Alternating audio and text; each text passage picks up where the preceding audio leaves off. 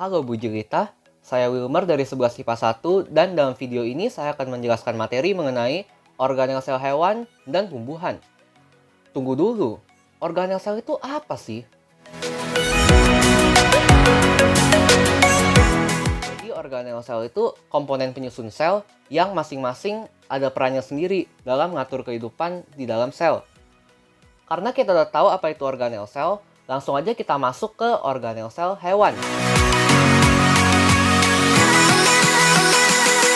Kita mulai aja dari membran plasma yang gambarnya kayak gini.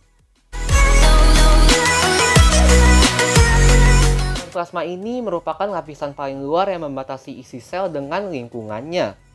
Fungsinya ini ada 3. Yang pertama sebagai pelindung sel, kedua sebagai tempat terjadinya reaksi kimia, dan yang ketiga sebagai tempat terjadinya pertukaran zat keluar dan ke dalam sel. Lalu kita berlanjut ke nukleus yang merupakan inti dari sel dan organel yang terbesar di dalam sel.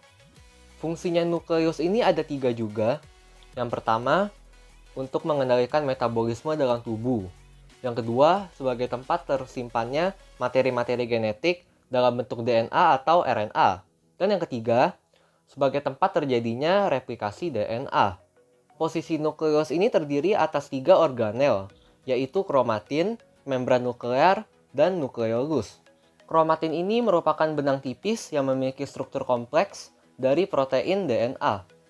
Membran nuklear ini adalah lapisan yang terbentuk dari protein, di mana di permukaannya itu terdapat pori-pori yang berfungsi sebagai saluran keluar masuknya protein. Nukleolus ini merupakan anak inti dari nukleus dan juga merupakan tempat mensintesis RNA berdasarkan instruksi dari DNA. Selanjutnya kita berlanjut ke sitoplasma. Sitoplasma merupakan cairan sel yang mengandung organel-organel sel di dalamnya. Setiap organel di dalam sitoplasma memiliki peran dan strukturnya tersendiri. Misalnya seperti retikulum endoplasma, ribosom, lalu ada sitoskeleton, dan lain-lain yang nanti akan saya jelaskan secara detail. Langsung aja kita mulai dari retikulum endoplasma atau biasanya akrab disingkat RE. Merupakan organel sel yang terbentuk dari pasangan membran dan membentuk sistem yang tersebar di seluruh bagian sitoplasma. Retikulum endoplasma ini ada 2 macam.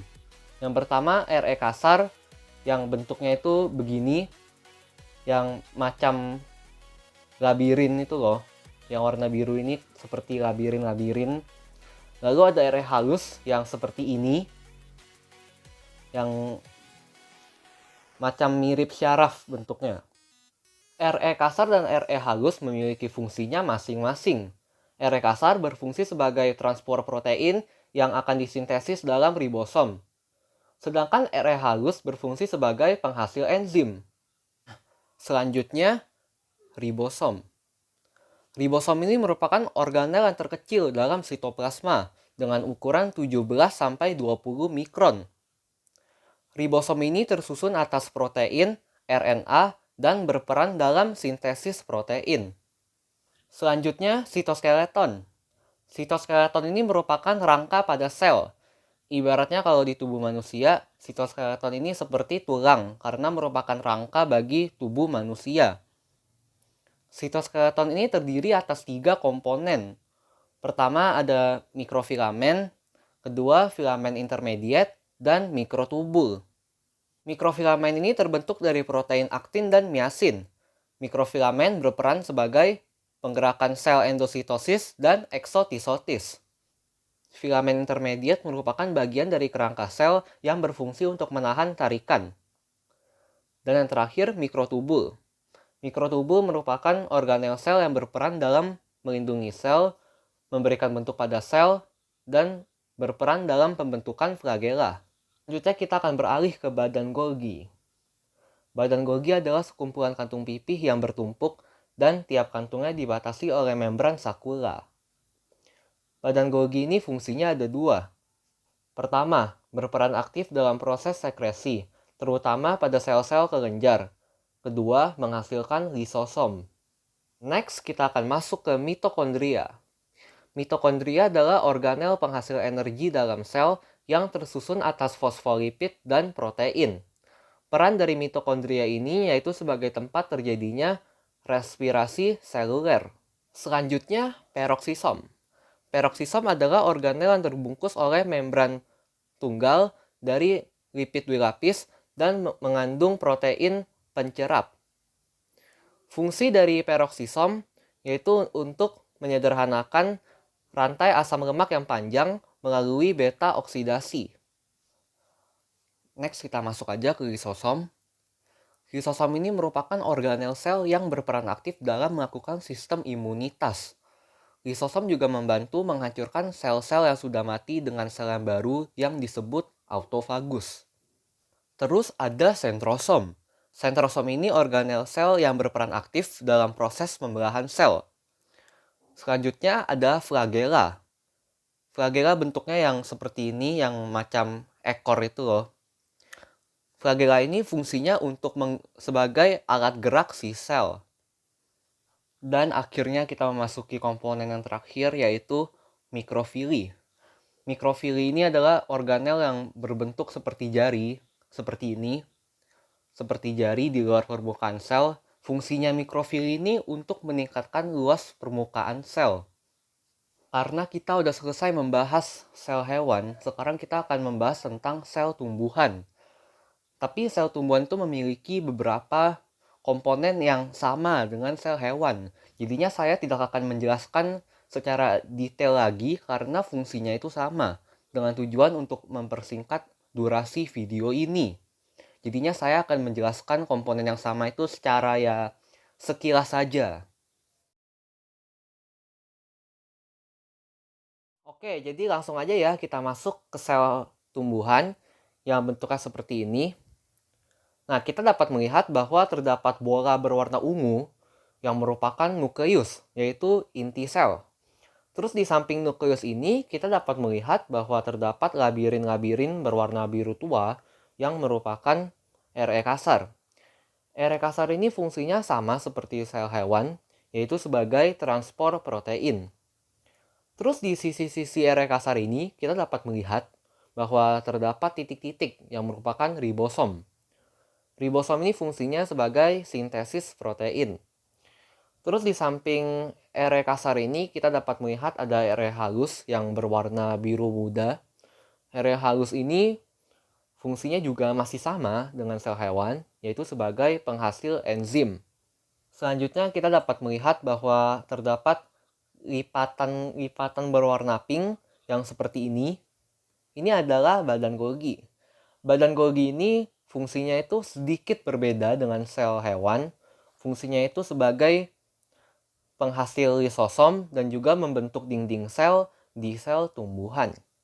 Lalu kita berlanjut ke mitokondria yang bentuknya itu merupakan oval berwarna orange ini. Mitokondria ini fungsinya juga masih sama seperti sel hewan, yaitu sebagai respirasi sel. Selanjutnya kita dapat melihat organel berwarna biru yang terdapat kuningnya ini. Organel ini merupakan peroksisom. Peroksisom ini memiliki fungsi yang masih sama dengan sel hewan, yaitu untuk penyederhana rantai asam lemak. Selanjutnya kita dapat melihat bahwa terdapat heksagonal yang mengelilingi sel tumbuhan. Organel ini adalah dinding sel. Nah, sekarang kita udah mulai memasuki komponen-komponen yang berbeda dari sel hewan. Dinding sel ini merupakan organel yang hanya terdapat di sel tumbuhan dan memiliki fungsi untuk mempertahankan bentuk sel dan juga melindungi organel-organel sel yang terdapat di dalamnya. Selanjutnya kita akan memasuki vakuola yang seperti cairan transparan ini. Vakuola memiliki peran sebagai penyimpanan cadangan makanan dan sisa metabolisme pada sel tumbuhan. Selanjutnya kloroplas. Kloroplas ini merupakan organel sel yang hanya terdapat pada sel tumbuhan. Fungsinya untuk berlangsungnya proses fotosintesis. Next, kita masuk ke tonoplas. Tonoplas ini merupakan membran yang mengelilingi vakuola dengan tujuan melindungi vakuola dengan mengisolasi zat-zat yang berbahaya. Selanjutnya, kita akan beralih ke plasmodesmata. Plasmodesmata ini seperti yang bisa dilihat seperti lubang-lubang yang terdapat pada dinding sel, karena plasmodesmata ini merupakan saluran yang terdapat pada dinding sel dengan tujuan sebagai jalur untuk menghubungi atau untuk menghubungkan sel yang satu dengan sel yang lainnya.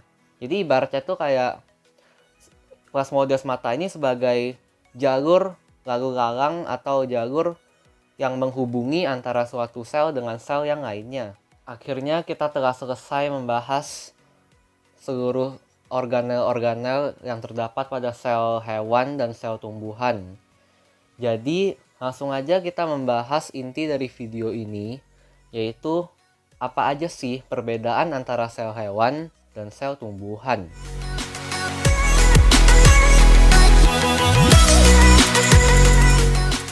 Oke, jadi perbedaan antara sel hewan dan sel tumbuhan saya buat saja dalam bentuk tabel. Jadi dapat kita lihat bahwa yang pertama kita mulai aja dari vakuola. Untuk sel hewan, tidak semuanya memiliki vakuola. Rata-rata tidak memiliki vakuola sebagian besar. Namun ada juga beberapa sebagian kecil yang memiliki vakuola, tapi vakuolanya itu pun kalau ada ukurannya tuh kecil dibandingkan dengan sel hewan yang vakuolanya sangat besar. Jadinya sel hewan tidak semua ada, kalau ada itu kecil. Untuk sel tumbuhan ada dan besar. Lalu kita ke dinding sel. Dinding sel itu hanya dimiliki oleh sel tumbuhan, jadi sel hewan tidak memiliki. Lalu tonoplas.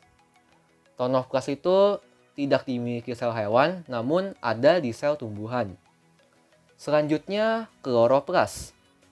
Karena hanya sel tumbuhan yang dapat menciptakan makanannya sendiri, jadinya sel tumbuhan itu ada memiliki kloroplas, sedangkan sel hewan tidak ada. Selanjutnya plasmodesmata. Plasmodesmata ini tidak dimiliki sel hewan, tapi dimiliki di sel tumbuhan. Lalu kita beranjak ke lisosom. Lisosom dimiliki oleh sel hewan, jadi ada di sel hewan, tapi tidak ada di sel tumbuhan. Lalu sentrosom. Sentrosom ini juga ada di sel hewan, tapi tidak ada di sel tumbuhan. Selanjutnya flagella, yang seperti ekor ini. Flagella ini hanya terdapat pada sel hewan, jadi tidak ada di sel tumbuhan. Lalu yang terakhir, mikrofili. Mikrofili ini juga hanya terdapat pada sel hewan dan tidak ada di sel tumbuhan. Itu saja dari video saya. Mohon maaf jika terdapat kesalahan dalam penyampaian kata dan kalimat. Sekian, terima kasih.